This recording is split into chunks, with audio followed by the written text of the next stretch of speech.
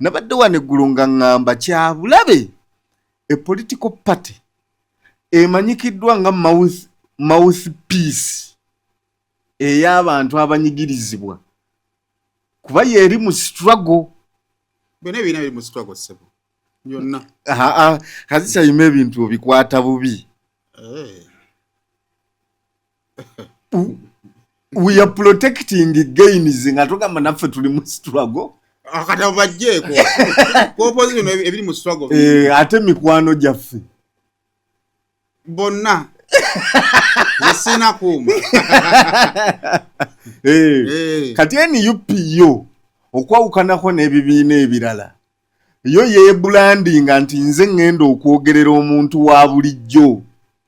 Era kyova olaba wabaawo ensonga y'omuntu wa bulijjo kyova olaba tugigamba vaayo oyogere kuba sipeesi eyo gwe wagitwala. So kye bakoze olwaleero press conference eyo kyekyo kyennyini kye babadde bateekeddwa okukola kye nabadde ŋŋamba.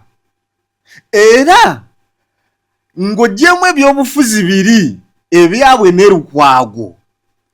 Era nakigambye wano nti kaakati olw'ebyobufuzi byabali kitegeeza ebintu byaffe ng'abantu bisaanewo olw'okuba bali balina ebyobufuzi byabwe. Kati leero bakoze bulungi. Jo baali bakoze bubi. Nga teboogera. Bandivudde mu kuziika. Manyi nabikyali bavumizza. Kaakati kye bakoze kye kituufu. Babadde bagenda okubeera. Ffe wano Saimo.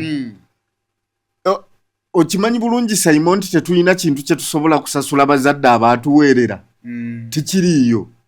Wabula gye tusobola obbasasula kwe kubeera eddoboozi ly'abo abantu abafaanana nga bazadde baffe.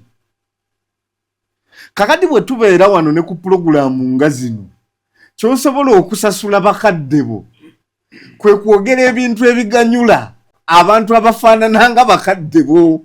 Tweyanza. Kakati saagala tugiremereko nnyo tuli mu kufundikira